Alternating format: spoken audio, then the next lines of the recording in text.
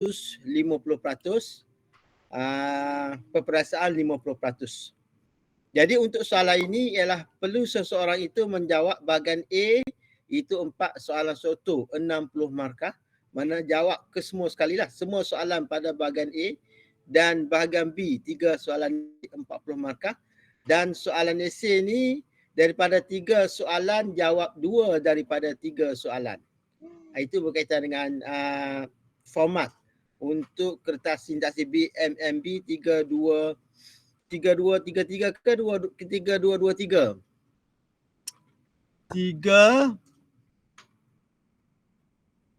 3233 betul lah. Baik. Untuk soalan yang pertama, soalan struktur, itu melibatkan soalan pada minggu yang pertama dan minggu yang kedua lah. Minggu pertama dengan minggu yang kedua untuk soalan struktur yang mengandungi 15 markah untuk satu soalan. Dia ada 4 soalan, jadi 15 darab 4 jadi 60. Jadi untuk soalan yang pertama yang berkaitan dengan soalan struktur ini, soalan 1, ia berkaitan dengan iaitu aliran pemikiran. Kita ada aliran pemikiran, contohnya yang pertama sekali ialah berkaitan dengan nahu tradisional. Nahu tradisional kita bermula dengan siapa ni? Masuk. Tak ada yang masuk . Okey, nahu tradisional . Teori ini bermula pada zaman Yunani. Kemudian teori ini dipelopori oleh siapa? Dan secara keseluruhannya, teori ini berkaitan dengan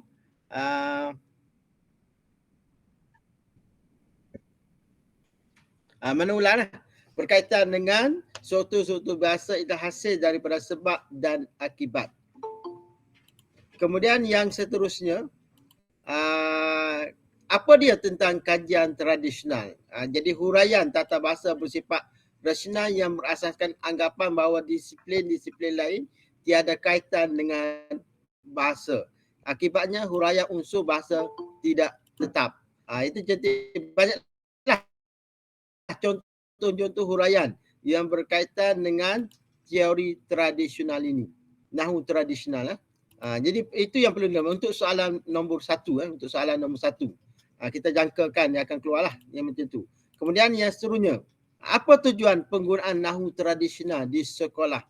Kita membolehkan pelajar faham nahu, melatih pelajar menulis dengan tepat, membolehkan pelajar menterjemah, menikmati nilai kesusasteraan.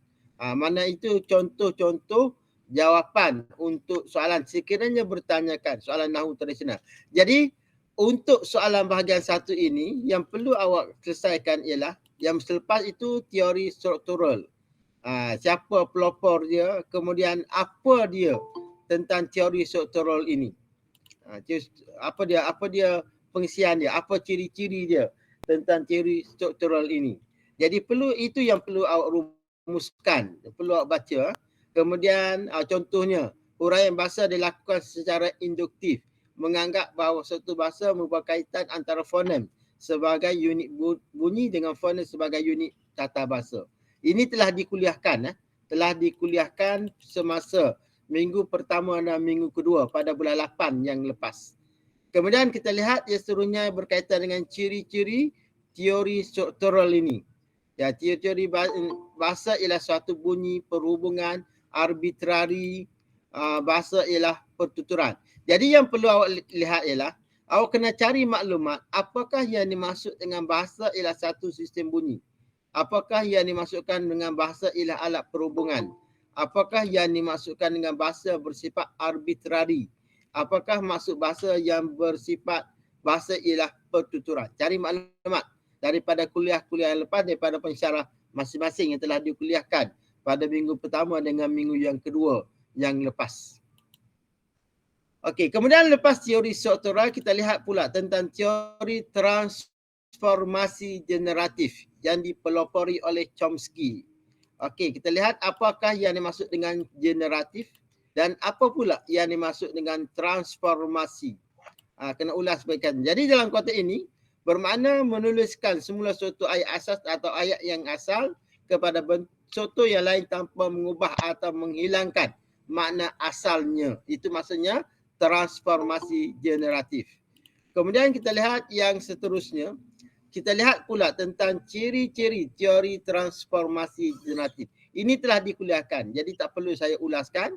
Jadi dia pertama apa, kedua apa, kemudian ketiga dia apa. Kemudian selepas teori transformasi generatif, kita lihat dalam silibus yang terdapat dalam sintaksi ini, teori fungsional. Fungsional yang berkembang pada tahun 60-an dan 70-an yang menganut pahaman ahli yang terkenal Halliday ini. Jadi kena carilah maklumat yang berkaitan dengan teori ini. Jadi teori ini apa dia ini? Kajian bahasa bukan semata-mata tertumpu kepada suatu iaitu bentuk bahasa, tetapi terhadap perubahan yang berlaku pada bentuk-bentuknya semasa seseorang itu berkomunikasi. Ini contoh ulasan tentang teori ini. Kemudian apa dia ciri-ciri bahasa menurut teori ini? Bahasa tiga fungsi. Mana soalan suatu ini 15 markah. Paling tidak awak perlu ulaskan berkaitan dengan 4 isi yang besar. Idea utama, barulah selesai untuk menjawab soalan yang mengandungi 15 markah itu. Jadi perasaan sintaksi pada 7 hari bulan 11. 7 hari bulan 11. 7 hari bulan 12. 7 hari bulan 12. Kemudian kita lihat yang seterusnya. Selesai pada soalan yang pertama. Kita ada soalan yang kedua kemungkinan dia. Iaitu menjelaskan tentang komponen ayat. Jadi awak kena faham apakah yang dimaksud dengan subjek, apakah yang dimaksud dengan predikat, apa objek dia, pelengkap apa dia, penerang dia, keterangan dia. Bagi yang mengikuti kelas yang lepas, bagi mengikuti kelas Dr. Sufian yang lepas, dalam nota dia yang berwarna putih itu, nota latihan tu, ada dijelaskan. Dalam buku tata bahasa pun ada. Tetapi dalam buku tata bahasa kena carilah kerana dia keadaan dia berterabur pada muka surat yang tak tentu. Jadi pada ini, awak kena lihat apakah yang maksud dengan subjek. Subjek kalau kita lihat boleh terdiri pada satu patah kata nama atau beberapa patah kata yang membentuk frasa nama dalam ayat dasar dan ayat-ayat transformasi satu dasar. Mana subjek, mestilah subjek itu pola ayat dia frasa nama. Kemudian apakah yang dimaksud dengan jadi apabila subjek, nyatakan contoh subjek, mana buat satu ayat contoh subjek. Mana setiap jawapan perlu ada idea utama, perlu ada huraian dia dan perlu ada contoh dia. Apa maksud pula predikat yang terdiri daripada sepatah kata nama atau sepatah kata adjektif dan sepatah kata kerja tak transitif dalam ayat dasar atau ayat transformasi satu dasar. Ini berkaitan dengan pola ayat yang kedua, frasa nama, frasa kerja, frasa adjektif dan frasa sendi. Itu yang dimaksud dengan predikat.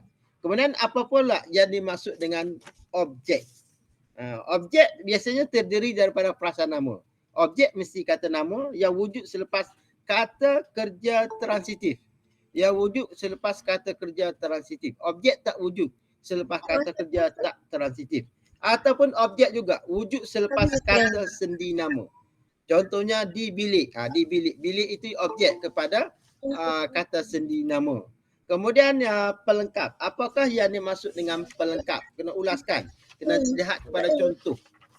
Pelengkap ini, apakah yang dimaksud dengan pelengkap? Pelengkap ini boleh terdiri daripada kata nama dan biasanya melengkapi kata kerja tak transitif, melengkapi kata adjektif dan kata kerja pasti yang berimbuhan apitan ke-an dalam predikat ayat. Itu maksudnya pelengkap.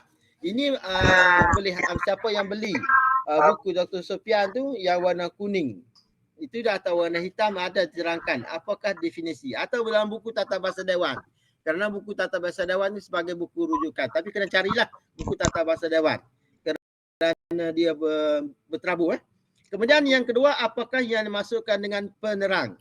Apakah yang dimaksud dengan penerang boleh terdiri pada kata atau frasa atau klausa yang menjadi penerang kata nama. Sama ada kata nama itu menjadi frasa nama sebagai ayat atau predikat ayat Predikat ayat atau objek ayat. Baik.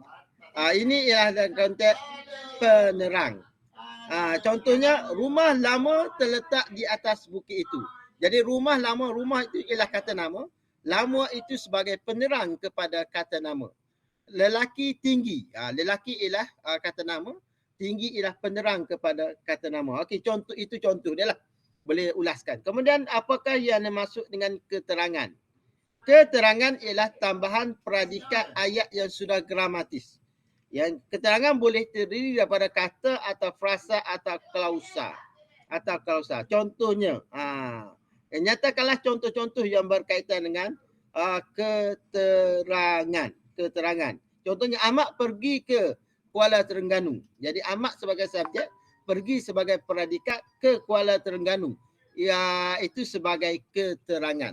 Jadi awak perlu ulaskan tentang itu. Kalau contohnya, huraian dia. Kemudian kalau contohnya soalan yang keluar macam ni. Dia tidak pergi ke pejabat kerana perutnya sakit.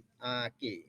Jadi ulaskan atau analisiskan ayat yang dihitamkan pada contoh ayat tersebut. Jadi apabila kita kata ulaskan atau analisiskan, maka kita kena buat contoh jawapan macam ni. Contoh dia tidak pergi ke pejabat kerana perutnya sakit. Kerana perutnya sakit menjadi keterangan kepada predikat ayat. Kerana perutnya sakit merupakan klausa keterangan. Ini contoh cara jawab soalan dia. Untuk soalan yang kedua.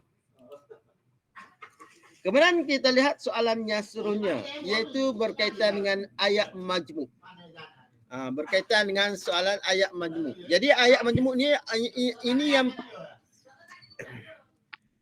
ini yang perlu awak beri perhatian betul-betul berkaitan dengan ayat majmuk. Ayat majmuk ni kemungkinan besarlah 90% akan masuk yang berkaitan dengan ayat majmuk. Jadi apabila kita kata ayat majmuk merujuk kepada ayat yang terdiri daripada satu atau lebih ayat tunggal dengan cara menggabungkan atau mencantumkan ayat tersebut dengan kata hubung. Jadi ayat majmuk gabungan mana menggunakan kata hubung gabungan. Jadi ayat ini digabungkan sama taraf dan boleh berdiri sendiri sebagai ayat tunggal. Yang bermaksud sama taraf itu bermaksud ayat yang pertama ada subjek, ada predikat, dan ayat yang kedua ada subjek, ada predikat. Kita gabungkan. Ali makan burger. Abu makan burger. Kedua-dua ayat itu ada subjek, ada predikat. Sama taraf. Kemudian kita letak kata hubung dan. Ali dan Abu makan burger. Itu maksudnya sama taraf. Ayat majmuk gabungan menggunakan kata hubung gabungan. Baik, yang seterusnya. Kena awak perlu ingat, apakah jenis-jenis ayat majmuk gabungan ini? Jadi ayat majmuk gabungan dia ada 3 peringkat. Yang pertama gabungan berurutan. Kemudian nyatakan contoh kata hubung dia. Kemudian gabungan bertentangan. Nyatakan contoh kata hubung gabungan. Kemudian gabungan berpasangan. Nyatakan contoh kata hubung gabungan itu. Kemudian yang keempat, iaitu gabungan susunan fakta. Gabungan susunan fakta, kena nyatakan contoh dia. Kena nyatakan contoh kata hubung gabungan tersebut. Jadi ulaskan tentang 3 jenis ayat majmuk gabungan itu semua. Jadi selain menggunakan kata hubung gabungan, setara juga boleh disambungkan dengan tanda koma sebagai gantinya. Boleh tanda koma Ali, Abu, Ali, Abu, Ahmad, itu contoh dia lah. Jadi 3 jenis ayat majmuk gabungan. Perlu awak kuasai ya. Kemudian yang seterusnya ayat majmuk pancangan. Jadi ayat majmuk pancangan merujuk kepada ayat yang mengandungi satu ayat induk yang dicantum dengan satu atau lebih ayat kecil yang dipancangkan ke dalam ayat induk. Jadi ayat induk atau ayat pertama dicantum menggunakan kata hubung. Yang pertama ialah kita dapat 3 jenis ayat majmuk pancangan, iaitu relatif. Kata hubung dia yang komplement. Kata hubung dia bawa dengan untuk. Yang 3 ayat keterangan. Berfungsi sebagai huraian lanjut kepada kata kerja. Jadi yang paling banyak ialah ayat keterangan. Itu kata hubung keterangan. Jadi kata hubung keterangan dia ada 9 yang berkaitan dengan kata hubung keterangan. yang berfungsi sebagai huraian lanjut kepada kata kerja induk ayat yang mempunyai 9 jenis. Seperti yang berikut. 9 jenis. Seperti yang berikut. Bukan seperti berikut. Seperti yang berikut.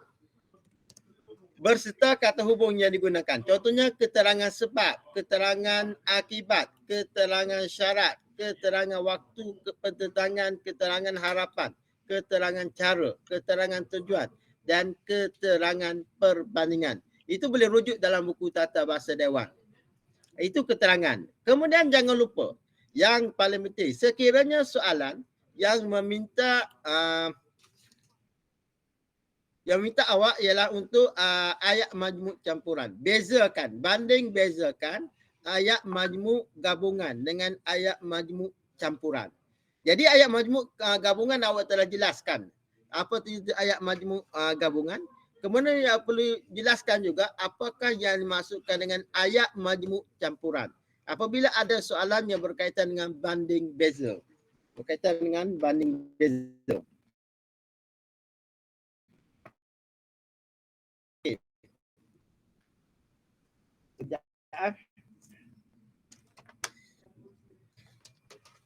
Tak masuk pula. Okey, banding beza. Jadi apabila letakkan perkataan banding beza, soalan yang peringkat atas tu, maka kena bandingkanlah ayat majmuk gabungan dengan ayat majmuk campuran. Dia tidak ada banding beza ayat majmuk gabungan dengan ayat majmuk pancangan. Kerana ayat majmuk pancangan tu panjang cerita dia. Dia ada 3. Jadi biasanya kalau kita nak buat banding beza, ayat majmuk gabungan dengan ayat majmuk campuran. Jadi ayat majmuk campuran ini, contoh dia, Hariza sedang membaca buku tapi rakan-rakannya yang sudah penat telah tidur. Tetapi ini ialah gabungan, yang ini ialah relatif, kata hubung pancangan. Manakala untuk selepas, dan meskipun. Dan gabungan ini ialah keterangan. Mana kita gabungkan, ini dipanggil ayat majmuk campuran. Jadi awak kena ulaskan berkaitan dengan ayat majmuk campuran ini. Dan kena kenal pasti perbezaan antara majmuk campuran dengan ayat majmuk gabungan ini. Kemudian selepas itu, awak perlu faham tentang konsep transformasi generatif. Transformasi generatif teori tata bahasa yang mengandaikan adanya 2 peringkat suatu ayat, iaitu peringkat suatu dalaman dan peringkat suatu permukaan. Jadi dia ada terdapat dua suatu ini diterbitkan oleh 2 jenis hukum atau rumus tata bahasa. Jadi kalau nak dapat maklumat ini, boleh rujuk kepada buku Tata Bahasa Dewan. Buku Tata Bahasa Dewan dia ada maklumat ini. Jadi pertama, jenis rumus suatu frasa yang menerbitkan ayat-ayat pada peringkat suatu dalaman. Dan jenis yang kedua dikenal sebagai rumus transformasi yang berfungsi menukarkan pola atau suatu ayat sehingga membawa kepada peringkat suatu permukaan. Ini telah dikuliahkan. Jadi yang perlu faham ialah awak kena bezakan apakah perbezaan antara golongan kata dengan bentuk kata. Jadi golongan kata terdiri daripada berapa? Bentuk kata apa dia?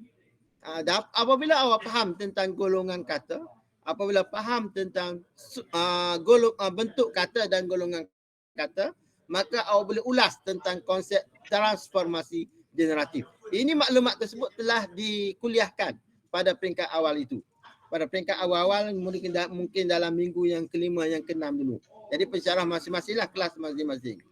Okey, kemudian yang seterusnya, kita lihat yang seterusnya. Soalan yang paling penting. Ni. Ia sama dengan ayat majmuk tadi. Soalan ni soalan yang paling penting. Sama dengan ayat majmuk tadi. Awak perlu faham tentang konsep proses penerbitan ayat. Jadi apabila untuk menjawab soalan penerbitan ayat ini, kena tahu apakah yang dimaksudkan dengan definisi dia. Penerbitan ayat, dia terdiri daripada 3. Yang pertama sekali ialah pengguguran. Yang kedua, peluasan ayat. Dan yang ketiga ialah penyusunan semula. Baik, kalau kita lihat tentang pengguguran ayat, ia terdiri daripada yang pertama. Ini telah dikuliahkan peringkat yang terakhir sekali. Pengguguran yang dikenali sebagai pengguguran frasa nama subjek. Kena nyatakan contoh dia.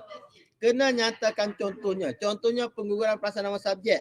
Pengguguran subjek kata ganti nama diri yang kedua. pengguguran subjek yang serupa dalam ayat majmuk. Jadi yang perlunya awak boleh rujuk daripada muka surat 538 dalam buku Tata Bahasa Dewan. Pengguguran kata nama subjek bagi ganti nama diri orang kedua dalam ayat perintah. Kemudian pengguguran prasa predikat. Kemudian pengguguran prasa nama yang mendahului prasa relatif. Mana yang lah ke prasa relatif. Ini yang berkaitan dengan pengguguran prasa nama. Kena ulaskan lah. Idea utama dia apa? Huraian dia apa? Contoh dia apa? Ini soalan yang memang penting lah. Yang memang penting untuk bahagian sintaksi ini. Ini tajuk yang penting, proses penerbitan ayat. Kemudian kita lihat yang kedua, iaitu tentang peluasan ayat. Kalau pengguguran tadi, dia ada berapa? Dia ada 3. Jadi dalam peluasan ayat, dia ada berapa? Dalam peluasan ayat, dia ada berapa? Kita tengok dalam contoh muka surat 538 sampai yang terakhir dalam konsep proses penerbitan ayat. Dalam buku Tata Bahasa Dewan bab yang ke-19 bermula pada 531 sampailah yang terakhir sekali buku Tata Bahasa Dewan ini 581.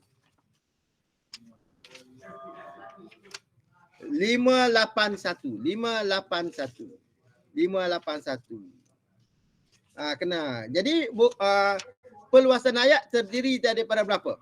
Peluasan ayat subjek, peluasan ayat predikat, contohnya macam tu. Dia ada berapa? Siapa boleh bagi tahu ni peluasan ayat dia terdiri daripada berapa? 4.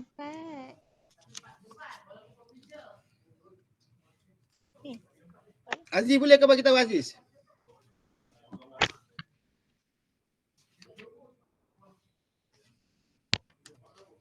Ada 4, Cik. Ada 4. Subjek, predikat. Kata hubung dengan komplementasi. Kata hubung komplementasi. Kata hubung apa-apalah. Dan apa? Komplementasi. Okey, selesai. Jadi awak perlu tahu idea utama, perlu ada huraian, perlu ada contoh dia. Kena setiap satu dia kena ada contoh.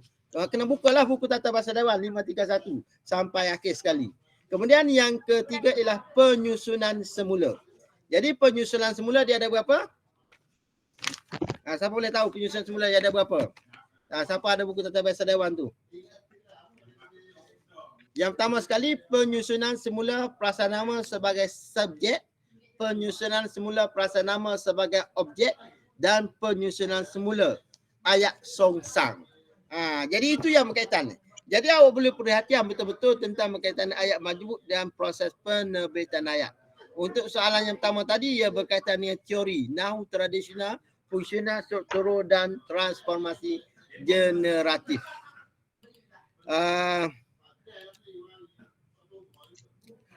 Jadi hanya setakat itu saja yang dapat kita jelaskan yang berkaitan dengan apa yang perlu awak baca dan perlu awak ingat yang berkaitan dengan soalan sintaksi. Kerana perperasaan dia pada 7 hari bulan 12. Bagi yang 2 orang yang masuk tadi boleh tanya kawan-kawannya yang berdekatan. Kawan-kawan yang satu bilik ke, satu asrama ke, boleh tanya. Yang baru masuk 2 orang tadi. Okey, itu saja. Ada apa pertanyaan? Adeline Natasha, ada apa pertanyaan? Encik nak tanya. Bayar. Mana soalan struktur, mana soalan isi? Mana soalan struktur, mana soalan isi? Maksudnya kalau part transformasi generatif ni struktur ke isi? Ini. Maksudnya ini dia boleh masuk juga soalan struktur dan dia boleh masuk juga tentang esei. Tak pasti soalan struktur atau soalan esei. Dia boleh masuk kedua-duanya sekali. Ia tak boleh masuk, ia boleh masuk soalan struktur atau dia boleh masuk soalan esei. Jadi yang perlu faham ialah awak kena baca tajuk tu lah. Nahu tradisional apa, struktural apa, fungsional apa, transformasi apa. Dia boleh masuk struktur kerana markah dia hampir sama saja. Struktur soalan struktur 15 markah, soalan esei 20 markah. Dia tak jauh beza. Kalau kita lihat contoh soalan yang ni. Bahagian A 4 soalan soto. Mana 15 darab 4 60 markah. Bahagian B 3 soalan esei 40 markah. Bahagian B ni kena jawab 2 daripada 3 soalan. B boleh pilih. Soalan bahagian A tak boleh pilih. Berarti jawab semua soalan bahagian A dan 2 soalan bahagian B. Masa dia 2 jam 30 minit. Okey, boleh Mbak Ayah? Okey, terima kasih Encik. Okey, ada apa-apa lagi kita nak tutup dah? Tak ada? Kita bilang dengan 1 sampai 10. 2, 3, 4, 5, 6, 7, 8, 9, 10. Okey, terima kasih semua. Boleh live punya grup ini. Terima kasih. Terima kasih Encik. Terima kasih Encik. Terima kasih, Encik. Assalamualaikum.